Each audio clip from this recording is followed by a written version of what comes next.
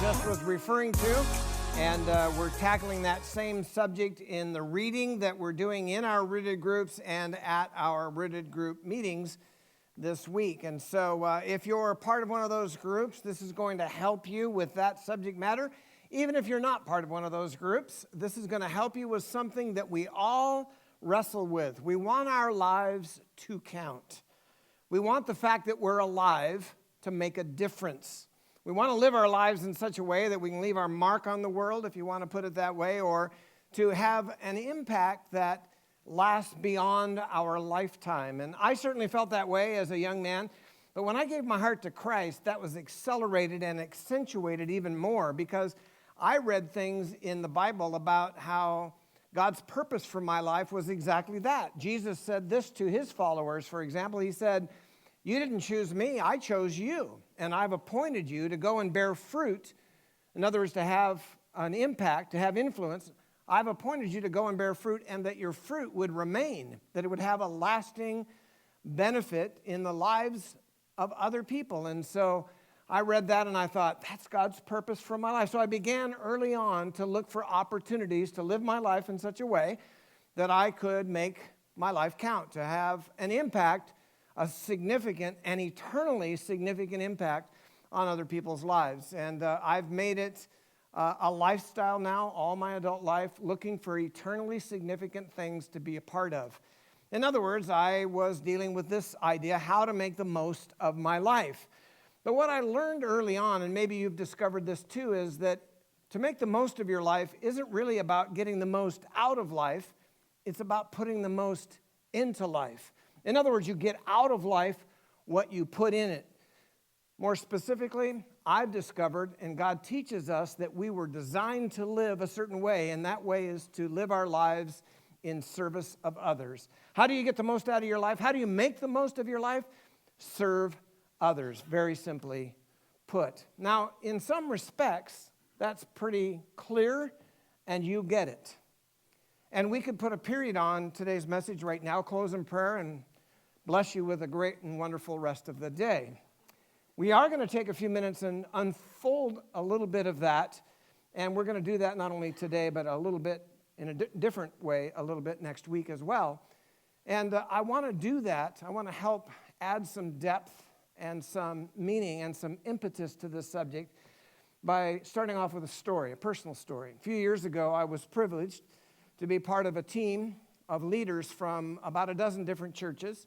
I represented Maryview Chapel along with Pastor Scott, and we were privileged to go down to Colombia to see what God was doing with churches down there who were partnering with Compassion International. Compassion's mission is to rescue children out of extreme poverty. And churches in areas of extreme poverty in Colombia were partnering with Compassion to start churches and establish child development programs where children in these impoverished neighborhoods could come Monday through Friday and be helped and be elevated out of their poverty. So we went down to see what God was doing, and it was amazing. And the idea was to see if maybe there's a way for us to get involved. And there was. And we helped start a church and start a Compassion Child Development Project. 300 kids were reached in this particular neighborhood. A building was built debt-free for the church that was planting this brand new church. I mean, it was a real privilege to be a part of all that, but that's not the story I want to tell. I want to tell a personal part of the story that took place on that very first trip when I was there. We were at one of the churches, and they said, by the way, what we do in sponsoring kids is to connect them with a sponsor from somewhere else in the world whose contribution and letters and expressions of love make it possible for these kids to participate in this program. And we have some kids who don't have sponsors. Maybe you might be interested in sponsoring them, and here are a few of them. And they presented 2 or 3 options, and one of them was a little guy by the name of Ariane. Now, here's a picture of him at about 8 years of age. When I met him, he was just turning 4 and just becoming eligible to be in the Compassion Child Development Program at that church. And they said, you know, if God puts it on your heart to sponsor this kid, he would be very, very grateful. And I'm thinking to myself, yeah, somebody should sponsor him. And then they proceeded to tell us his story. He lives with his mom at that point. And we asked, well, what about Dad? Well, he lived with his mom and dad, first child of this couple. And Dad actually had a job, even though they were impoverished and lived in a one-room house with a dirt floor. He had a place that he went to provide at least some kind of a meager income for his family. He went there for work. And to get there, he had this motor scooter. It was his lifeline to his employment, just a little motor scooter. And he parked it out in front of the house. And one day, a thief came to steal that motor scooter.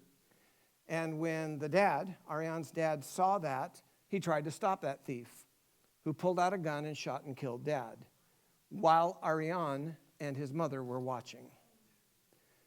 And I heard that story, and just like your response, it was like a knife in my heart, and I just knew that I had to do something, and I had to start with sponsoring this little guy as my child through Compassion International. So I said, I'd like to spend some time with him. I'd like to meet him, and I did. I got a chance to hold him and hug him and tell him that I was going to become his sponsor.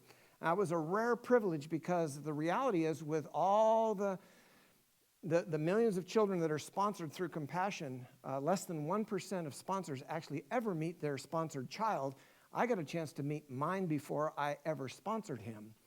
And so that was a real privilege. And in that moment, as I realized that I'm going to have a connection with this little guy, I knew that it was worth it for me to have traveled thousands of miles, literally, and to go to great expense and take the time and effort to go all the way to Colombia to meet this little guy and become his sponsor. If nothing else came out of the trip, I knew that for me made the trip worth everything.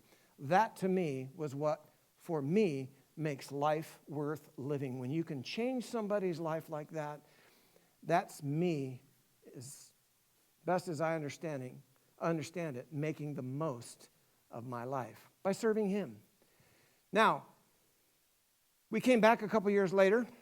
Again, as a team, some of the people from our church actually were on that team. We got a chance to spend part of a day at a water park with our sponsored kids. What a privilege that is. So this is the second time I get a chance to spend time with Ariane. And here's a picture of him on my shoulders at that water park that day. He's about 6 at this point.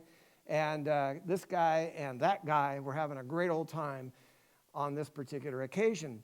And I realized that I was already making a difference in his life. I was already giving this little guy who, when I first met him, you could not find a smile on that boy anywhere. I mean, there was nothing you could do to get him to crack a smile. But take a look at this last picture here. This is him coming down a slide toward me at the water park, and he is grinning from ear to ear, having the time of his life. And once again, I'm thinking to myself, this is what makes life worth living. Making a difference like that makes it all worthwhile. And I realized, again, at a personal level, something that I've learned over and over and realized again and again in many situations over the years, that when I make my life about myself, I cannot win. But when I make my life about others, I cannot lose. See, Jesus said it this way. He said, if you seek to save your life, if you seek to hang on to your life, if you make your life about yourself, you're going to lose your life. But if you lose your life, he said, for my sake, you'll gain it. And it's counterintuitive. It seems like it is backwards. But in fact, Jesus is saying, this is how the kingdom of God works. This is how I work, Jesus is saying. And it's how I want you to live. My life is about the service of others, and I want your life to be about the service of others. It's how you are hardwired to live. And if you try to do it the other way, you're not going to win. If you make your life about you and your achievements and the things you acquire and the things that you experience, and you trying to milk everything you can out of life, you are going to lose.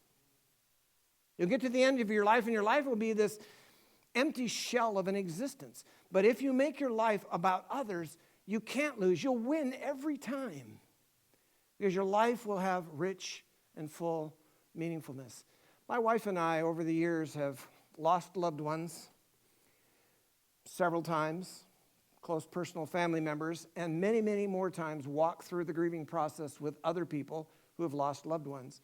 We've been there many times as people near the end of their life and are beginning to talk about their life and the regrets that they have. And I have not once ever heard somebody near the end of their life say, I wished I'd lived more of my life for me. But I have heard several times people say, I wish I had lived more of my life in service to other people. I wished I'd made it less about me and more about others. This idea is what Jesus is trying to get at when he's talking to his disciples on one occasion, and they're arguing about who is the greatest. How do you figure out who the greatest in the kingdom is? And they're going back and forth, and Jesus interrupts their bickering, and he says, listen, I understand what's going on here. And what Jesus understood about them then and about you and me here today is that we're hardwired for our life to matter. We want to be successful. We want to have significance. We want to achieve some kind of greatness in the sense that we want to have an impact that makes a difference in the world that we're a part of.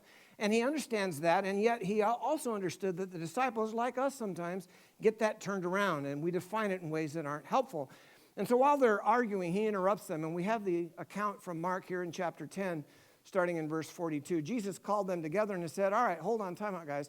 You know that those who are regarded as rulers of the Gentiles lord it over them, and their high officials exercise authority over them. In other words, the one in charge is the guy at the top of the heap, right? The guy with all the clout, the guy with the authority. But not so with you. I want you to live according to a different value system. Instead, whoever wants to become great or wants their life to have significance or wants to have influence or impact, whoever wants to become great, which is what you guys are bickering about, whoever wants to become great among you must be your servant, and whoever wants to be first must be slave of all. And then he offers himself as an example. For even the Son of Man did not come to be served, but to serve, and to give his life as a ransom for many. If anybody had a legitimate claim or a sense of appropriateness to be served by others, it was Jesus when he came to this earth. And yet he said, I didn't even come for that purpose, even though I would have been right in accepting faithful service from other people. He said, I didn't come for that reason. I came instead to serve. And here he goes counter to the prevailing thought process in the culture of that day and really the culture of most days, including the day in which you and I live. Jesus defines greatness in a different way than what we typically do. We sometimes define greatness by the number of people under us, but Jesus defines greatness by the number of people above us.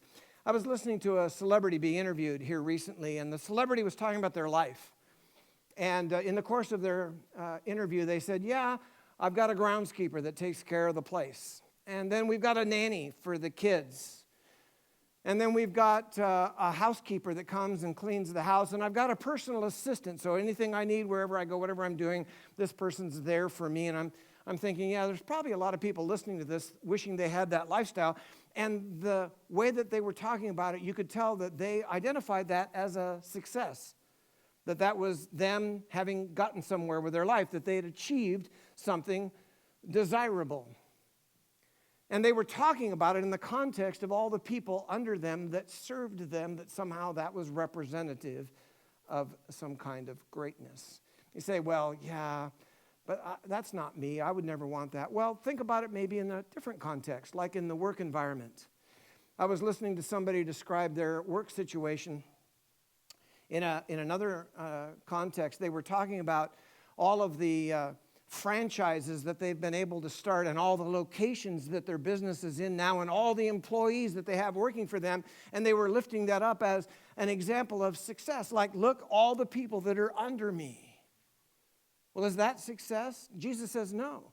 Jesus says, I want to measure success and greatness in your life by the number of people above you.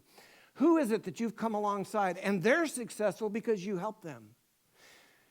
How many people are there in your life that have achieved their greatness or their influence or their impact in the world? How many people are there that have discovered their potential and fulfilled that potential because you came alongside and you encouraged them and you lifted them up, and nobody necessarily even knows your name, but they know that person's name?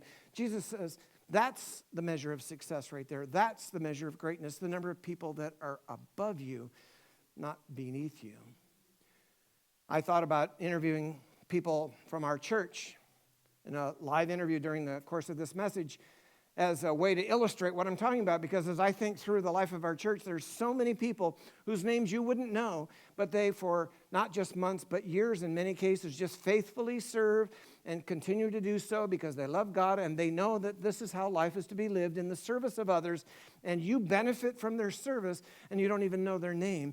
But that is precisely how Jesus calls each and every one of us to live. Even if we don't get credit, even if we aren't somebody who other people know the name of, if we can help other people succeed, then that really is what counts. In other words, let's put it a different way. It's not as important that people faithfully serve you, but rather that you faithfully and lovingly serve people. And again, often we get it backwards in our culture. Our value system leads us to the wrong conclusion sometimes.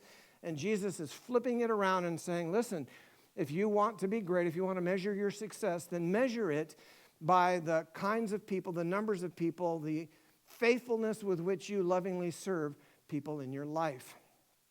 And lovingly is really an operative word, and I added that on purpose because we read all through Scripture, and I think you know it to be true. Common sense, I think, would tell us that it's one thing to serve, to put in some time, to write a check, to give some money, to meet a need, to do something at a practical level, to help somebody out, loan them some equipment, spend some time helping them solve a problem. It's one thing to do that and meet the need. It's a whole different thing to do that out of love for that individual. And the Apostle Paul in God's Word addresses this issue in 1 Corinthians 13, where love is talked about so much. And he says in the first verse, he says, if I preach and I speak eloquently, but I don't have love, I'm a noisy gong and a clanging cymbal. I'm just making noise. And in verse 3, he says, if I give all I possess to the poor, I can meet all their needs to the best of my ability, and give over my body even to hardship that I may boast, but do not have love, I gain nothing. Yeah, the need got met, but my life purpose is not being fulfilled if I'm not serving out of a heart of love. Paul, in another letter to believers in the region of Galatia, writes this in Galatians chapter 5, verse 6, along these same lines. He says, for in Christ Jesus neither circumcision nor uncircumcision has any value. Now, for those of you not familiar, this is the tension that existed between Jews who were circumcised and Gentiles who were not, or non-Jews. And when they were coming to faith, there was this tension like, well, you're different than us, or you should be like us, or we don't want to be like you, or whatever. And there was this kind of tension. And Paul says, none of that matters. The only thing that counts is faith expressing itself through love. Let's get the focus back where it belongs. It's not about theological differences. It's about faith expressing itself through love. And a great example of faith expressing itself through love is modeled for us in the instance of Jesus with his disciples on the eve of his own death. He's spending some quality time teaching them, but he starts off by providing an example for them that teaches them as much as all the words that he speaks on this occasion. It's recorded for us by someone who was there, John, the apostle, John, one of the original 12 that followed Jesus. And here's what he writes in John chapter 13, verse 1. It was just before the Passover festival. Jesus knew that the hour had come for him to leave this world and go to the Father. Having loved his own who were in the world, he loved them to the end.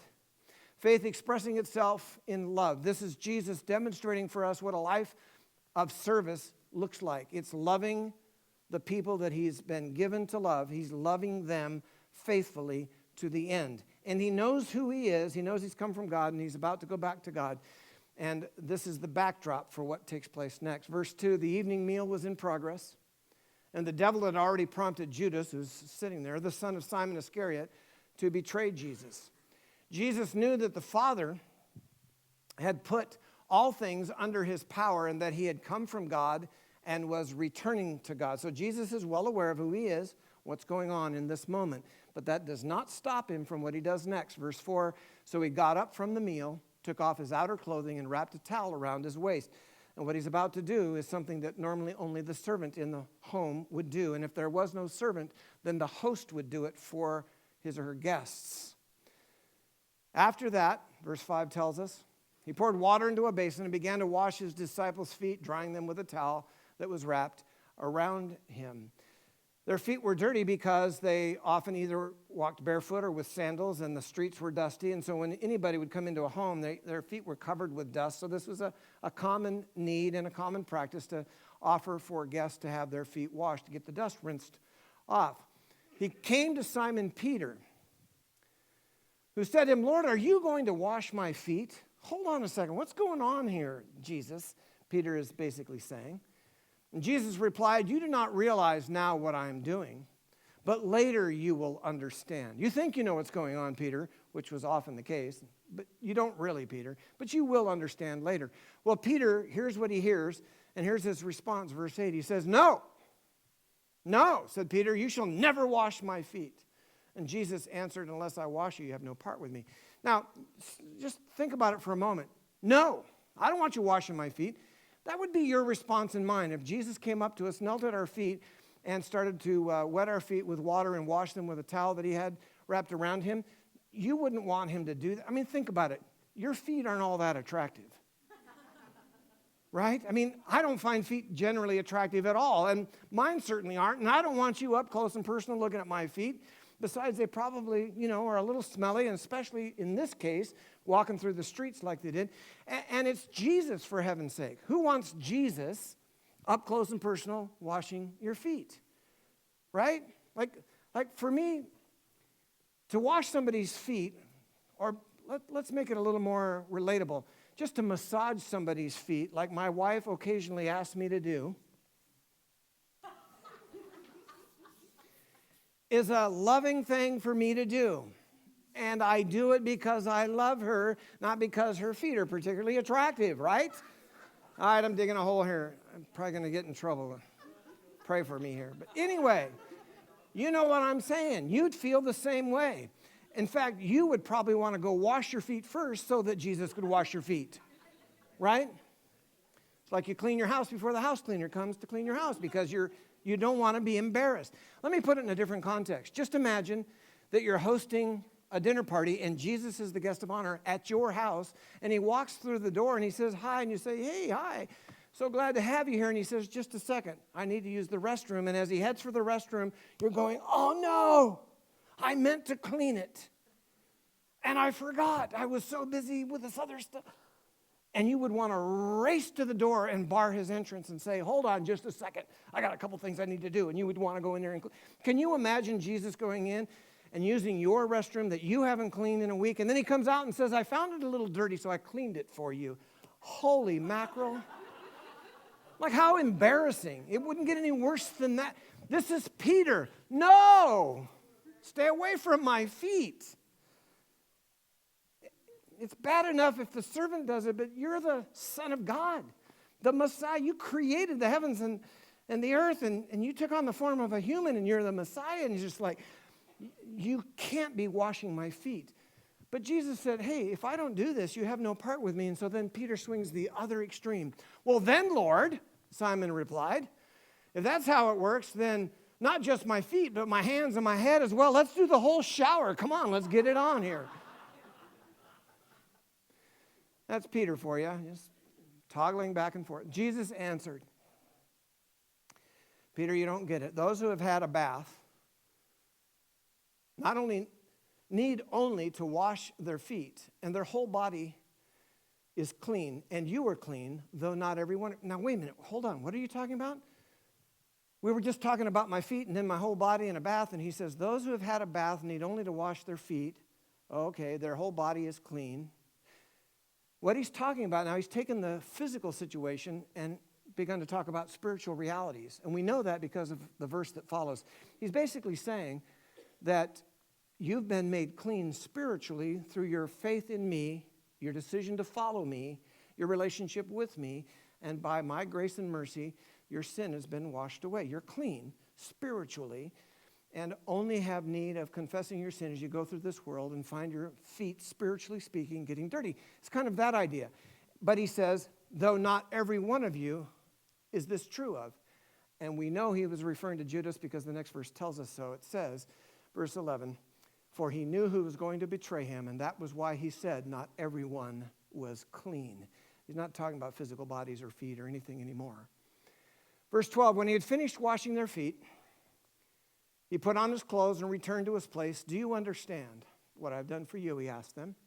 You call me teacher and Lord, and rightly so, for that is what I am. Now that I, your Lord and teacher, have washed your feet, you also should wash one another's feet. I have set you an example that you should do as I have done for you. He's not saying specifically that I want you to wash each other's feet. He's obviously talking about something bigger, something more profound, and something more inclusive of the totality of their lives than just the washing of feet. In fact, we have no recorded instance anywhere in the New Testament of the disciples washing each other's feet or anyone else's feet. Jesus is teaching a much larger life lesson. And he goes on to say it this way in verse 16. Very truly, I tell you, no servant is greater than his master, nor is a messenger greater than the one who sent him. Now that you know these things, you will be blessed because you know them. No, it doesn't say that. Now that you know these things, the blessing comes in the doing of them. You will be blessed if you do them. So Jesus holds out blessing for people who get the lessons that he's trying to teach in this profound example. So it begs the question, we should be asking ourselves, what are the lessons that we should take away from this?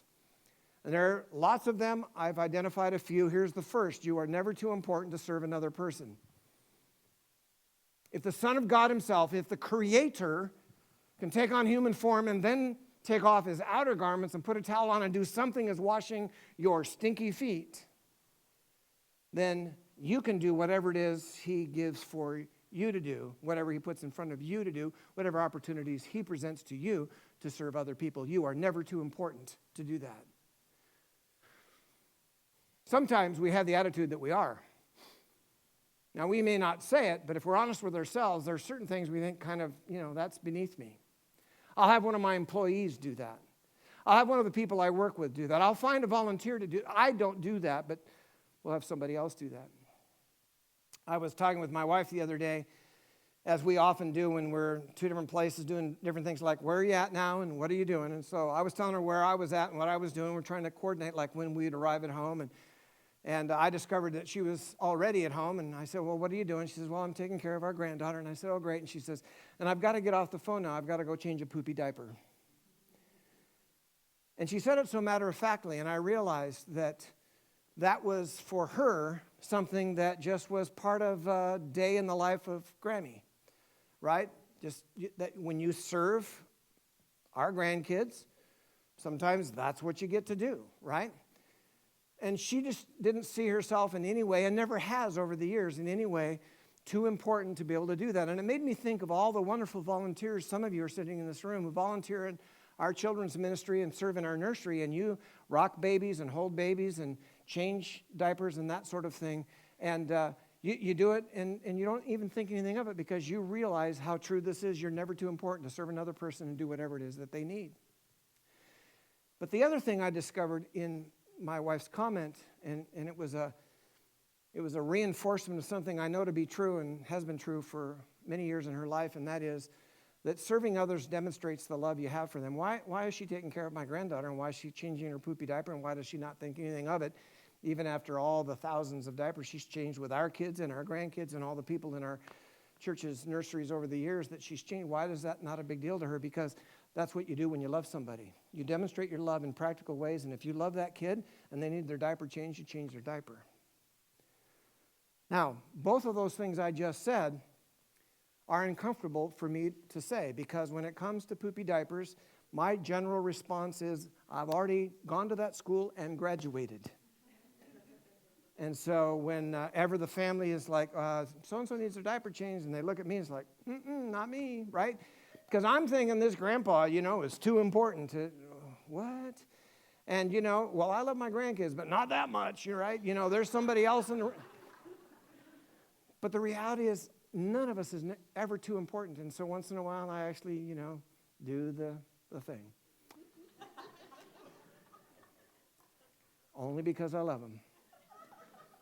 Because to me, it's a big deal. It's a red letter day. I changed the poopy diaper today. That ought to be good for another 6 months. I hope I never have to do that again. Serving others demonstrates the love that you have for them. You step into their world, and whatever they need, you do, and you do it because you love them. My wife got a call yesterday morning from friends of ours in Yakima. We've known them for decades, and we were in the same church together years ago, and we've maintained a long-distance relationship, and as a result of that, we've shared in one another's triumphs and joys and also heartaches and loss of loved ones and stuff over the years, and the phone call was that her mom had died. Her mom had died just suddenly and unexpectedly, and so my wife's response was the same as this woman's response had been to us when Cindy's parents, my wife's parents, had died, and we were going through heartache and loss. They respond the same way we did to them. Hey, whatever you need, at the drop of a hat, I'll drive there right now. If you need me, I'll come and be by your side and stay as long as you need. I'll do whatever it is. And why do we do that? We do that because we love people. Serving them is a demonstration of our love. And you do that, and you've been on the receiving end of that, and you've extended that to other people. And that's the purpose. That captures the purpose that we're talking about here, for which God created us, to live our lives in service of others. Here's another reason why serving is so important, not just because Jesus modeled it, not just because Jesus said we should live our lives this way, but because serving others builds a bridge between you and them. You have anybody in your life where a relationship isn't what it used to be? You can build a bridge if you want that relationship restored. Find a need in their life and serve them and watch what God does. Is there somebody in your life where there hasn't ever been a relationship, but you'd like there to be? Find a need and fill it and build a bridge. See, it's what God did when he said, I want a relationship with the human race, but they've messed it up because of their sin. I'll build a bridge. That's what Jesus coming is God building a bridge to the human race. He's not going to sit around and wait for us to build a bridge because he knows we can't build a bridge to him. So he builds a bridge to us in the form of a person who is a demonstration of his love for us. And through that, reconciliation happens. How do we overcome racism in our culture? By building bridges of love, one person to the other. Find a need and serve it. How do we build bridges that overcome the estrangement sometimes that husbands and wives build? Find a need and serve that person by meeting it. How do we build a bridge to overcome the distance that takes place in extended families or in work environments where people are struggling to get along? Build a bridge by finding a need and serving that person by meeting it. And then just watch what God does.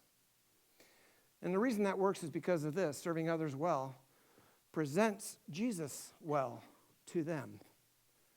The world that we live in today has all kinds of mixed up, crazy ideas of who Jesus is. The perceptions of who he is sometimes are just completely false and misguided, have nothing to do with reality. In some cases, they do, but it's kind of a mixed bag because we as Christ followers sometimes don't get it right quite like we ought to. What the world is desperate for is an expression of or a representation of who Jesus is that's accurate and healthy and sound, that shows his heart and his grace and his mercy and his love for people through not just words, but demonstrated love in the form of us serving others around us. And when they see that, they're going to be drawn to that in your life and in mine. Well, let's just come around full circle. Remember this slide? When I make my life about myself, I cannot win. When I make my life about others, I cannot lose. Live your life in service of others. That's our takeaway today. We started there, we ended there. Let me give you some suggestions of things to think about. I want you to think big picture first. Think in terms of your life in its totality. Think in terms, perhaps, of your career path or your work environment. You will think very differently about your work environment or your career, and you will approach it with different attitudes if you think about it in terms of who can I serve and how can I build bridges in my work environment by finding a need and meeting it. If your work life is about you, it's not going to work. But if your work life is about serving others, it will. Think about that in terms of your extended family and lots of other big picture parts of your life. But also think in terms of things that you can do just to meet needs right here in your own church at Maribou Chapel. Immediately following this gathering, there'll be an opportunity for you to help set up some booths and set up some tables. For you ladies that like to decorate, some opportunity to do a little decorating down the kids' hallway. And the need is real. And if you could stay for about a half an hour or 45 minutes after we dismiss from this room, that would be greatly appreciated. Something you can do immediately in service of others. But I'd also like to encourage you to think in terms of what kind of giftedness you have and what God wants you to do with the spiritual gifts in your life and your life experience and how that could benefit some other people. But then even beyond that, I don't want you to lose sight of the little everyday things. So as you go about your week, I want you to start each day looking for opportunities to serve somebody in some small way. And it could be a simple little thing that you do just to help them through their day, or to help them at the store, or help them out in the community somewhere, or some small way that you just make their life a little better, a little brighter, put a smile on their face. And it could be as unexpected and as simple a thing as what happened a few months ago when I was standing off stage and the music was wrapping up and the prayer time was wrapping up, and I knew I was about 2 minutes away from needing to walk through that door and come out here and share a message, and I was tightening my belt and my belt broke. And sometimes some of my pants, they fit pretty well without a belt. This was not one of those days. They were kind of loose-fitting pants, and then the microphone pack that I have on the belt had no belt to be on because the belt was broken and wouldn't hold my pants up, and so the belt was kind of weighing my pants down. And I thought, I don't know if I can make this work, and I was off stage trying to figure out, and I realized that's not going to work. I can't go out there like this. I've got to have a solution. And I'm thinking, where is there a piece of rope or something I can tie? And so I headed down the hallway and was going across the back. None of you were even aware of what was going on, and I was headed for a solution, and I didn't even know where I was going to go. And I walked by one of our hospitality team members, a man about my size, and I said, "Do you have a belt on?" And he said, "Well, as a matter of fact, I do." And I said, "I need it right now." And he says, "Oh, what for?" And I told him, he says, "Here, you can have my belt." I took his belt and put it on, went back there, walked out here just as cool as could be, and none of you were the wiser. Did he meet a need? You bet he did. Do I feel a special connection to him? Yeah, he was here for a service. We smiled about it again. He says, "Yeah, I'd do it all over again if you need it." And I said, "I'd do it for you too." There was a connection made over something, just a dumb, simple little thing. And you can do things like that. And if your life becomes about those kinds of things, you will win every time, because God calls us to live a life of service to others. You can start right after this gathering, and you can do it each and every day, and you can make a lifetime of it. And that's, in fact, the purpose that God has for each and every one of us. Let's pray. Father, thank you for making us who we are. And thank you for the uniqueness that we each bring to life and the unique opportunities that we each have to brighten the lives of others around us, to serve and meet needs in people's lives each and every day. And Father, I pray that you'll help us to take to heart what we've talked about here today and make our life not about ourselves, but about serving others in your name with your love according to your purpose for each of us. We pray in Jesus' name. Amen.